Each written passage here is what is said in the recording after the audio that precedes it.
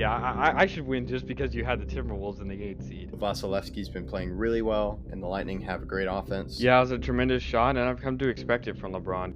I would say I wish the best for the Red Sox, but as a Yankees fan, that's really hard for me to do. The biggest addition to me is Jalen Brunson. Aaron Rodgers is Aaron Rodgers, and that's all I have to say. He's still a top 5 quarterback in this league, and there's nothing really anyone can do about it. Why'd you have to name him? Like, seriously? Like, thanks, man. Who would have thought 5 years ago that the Clippers and Nets would be facing in the finals? How is Joe Burrow going to get the ball to them if his butt is already on the ground? Crazy. And for the fans at home, Hello, I'm Cy Mendenhall, and you're listening to Outsiders Opinions with Kevin and Austin. What's up, y'all? Welcome to our NBA Opinions of the Week. Nothing has really happened except deals. And one deal, actually.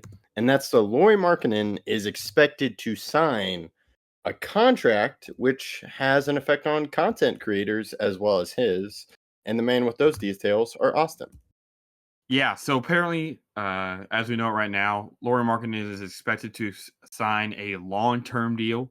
We don't know how long, but it's going to have a no-trade clause for this season where he cannot be traded in the 24-25 year at all. It'll make it impossible for a team like the Warriors, who've shown a lot of interest in him, to eventually trade for him. The Lakers can't trade for him. No one can trade for him. So we're really just looking at what this means for the Jazz and also what it means for Lauri Markkanen. So, Kevin, what do you think? Yes, so looking at this, I found an article on CBS Sports. There is the deal 6 months. You can't be traded. And since he's signing it now or this week, that's going to take him past the trade deadline, which So it is effectively a season long because you can't trade him when you can't trade him. So effectively speaking, it is a no trade clause for the rest of the season.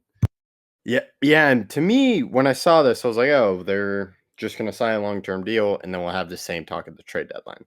That means we can't do that, and it does seem ever since his campaign with the Jazz, it's been like, oh, they're going to trade him. They're going to get so much for him instead of building. They had a great year the first year when he had that huge year. Believe he won most improved player. Or he was our most improved. He did win most improved player. They were close to making the play-in. I think they got 11th in the conference.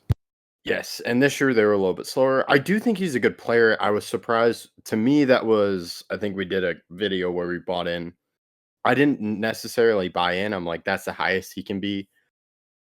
And I think the Jazz, I don't know if it's a sign that they're kind of moving away from willing to trade him and being that team that's just rehabilitating players' I would say stock in the trade market and getting a lot back. And they're kind of in that mode. It seems like it was up to Lauri Markkanen because there were deals about maybe the Warriors. It seems like this is kind of due to his part because he doesn't want to deal with all this, which I can totally understand because he's dealt with this his entire time in Utah. Yeah, I don't think he was necessarily the one pursuing trade talks. I think that was the Jazz trying to get the most they could for him. And I don't necessarily blame the Jazz for that. But I do think that the only way Lauri Markkanen was going to take a deal was, hey, guys, I don't want to have to think about moving. I don't want to have to think about leaving every 2 seconds. Either trade me right now or sign me long-term and give me at least a year of comfort where I know, hey, I can concentrate on this team. I can concentrate on this organization, getting my teammates better and helping progress this franchise forward. Yes, and I agree it wasn't necessarily him. I talked about it was maybe deal me now or don't deal me. And this is why he's signing the extension now because it takes him past the trade deadline. And I will say having him on a long-term deal can hurt it. This season's going to be huge looking from the Jazz perspective on his market value. If he has a great year and he performs way above what his contract number is, then they're going to be able to get even more from him. as they've just been trying to do, but it hasn't worked out for whatever reason. But it could go the other way, such as I think look at Andrew Wiggins. Andrew Wiggins had such an incredible run with the Warriors as they won the title a few years ago, got a huge contract, and now that was kind of a contract where they're like, okay, we're stuck with this contract. So there's Yeah, that. but when you win a title, sorry to interrupt, but when you win Yeah, a no. title, it's kind of you don't care at that point. Like, yes, you do care, but in that case, I'd rather win the title because Andrew Wiggins is having a great playoffs and playing the best basketball of his career than him not, but we could trade him at some point. Yeah, I understand that, and I think if you ever win a title, you kind of are willing to just do whatever because you never know, you can run it back. I think a better deal, maybe for this comparison, is Jeremy Grant, which was kind of influenced by Damian Lillard, because they're like he was buddies. We're gonna sign Jeremy Grant so we can keep Damian Lillard. Then he asked for a trade, and now look at the Damian. Sorry to interrupt again. Or- I just had a great idea for a future video. Thank you, Kevin. That was a great name drop. I got a video idea now. Okay, but continue. but yeah, Jeremy Grant. He was in talks for trades. I would just say the Mavs. There are a lot of Mavs content creators. We're like, okay, Jeremy Grant. He has 29 million, and that's a lot. And you will have to mix around. You'll have to mix contracts. And it was kind of like, okay, this is what you get for Jeremy Grant.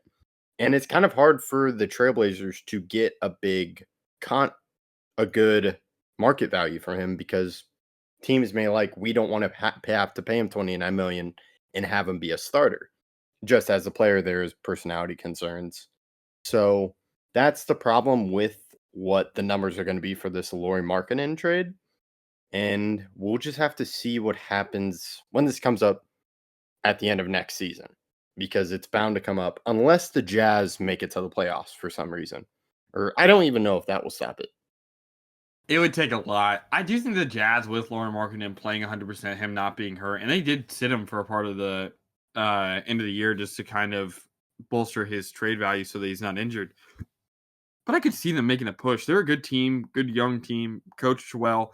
They have good guys on their squad. It's just, can they string it together? Because I remember when they were like a top 5 seed 2 years ago, back when he was an all-star. But they kind of faltered after injuries and all that other stuff. So we'll see necessarily whether or not it's a good thing for them. Do you think it's good to sign him long-term? I would say yes, if from the standpoint of I want him to play for our team. I think it hurts his trade value. But if you're talking about for the Jazz, it's a good thing for the Jazz. Yes, because if I'm the Jazz, I would keep him and just be like, okay, we got these other guys. Let's try to work this out. Because he seems to play well with the Jazz. And so I would stop worrying about him being a trade asset instead of just like, okay, he's a player that's worked well for us. He paired well with Walker Kessler in Walker Kessler's rookie year when he was such a great defensive presence. So I would just keep it and see if this can be a long, I would almost say someone that lived through the rebuilding years and now is in the contention years for the Jazz. Yeah, you make a good point. I completely agree with you. I think it's a good move for the Jazz. I think they need to kind of avoid just the cyclical turning of players into picks. I think it's really hard to escape that trend. And so if you can get a guy like Markkanen to kind of do that, and they didn't really expect him to be this great. Markkanen was good with the Cavs, but he wasn't great. And now he's been great for the Jazz. So I don't see why get rid of him. Sign to a long-term deal and see what you can do with other players around him. So yeah, I agree. Yeah, to me it worked out because I kind of viewed him as a contract filler in the Donovan Mitchell trade to the Cavs, and it's worked out. He's become a key part of that. And now we'll just have to see what happens. And yeah, with the Jazz, I think we can look at the Thunder. They were a team where they were kind of in that cycle. Like they got Chris Paul, then they traded him away. There was Danilo Gallinari, then they sat Al Horford, and now they're finally in a contention place. So I think they have to force out of it and be like, okay, we're going to trust our picks, and we view Markkanen as a great piece. So that's all I got. I'll let you end this episode. Yeah, thank you guys for listening. Please let us know what you thought about the Lauri Markkanen signing. I know it hasn't happened yet, but this is probably going to happen. It's an interesting move with the no trade clause. So what do you guys think about it?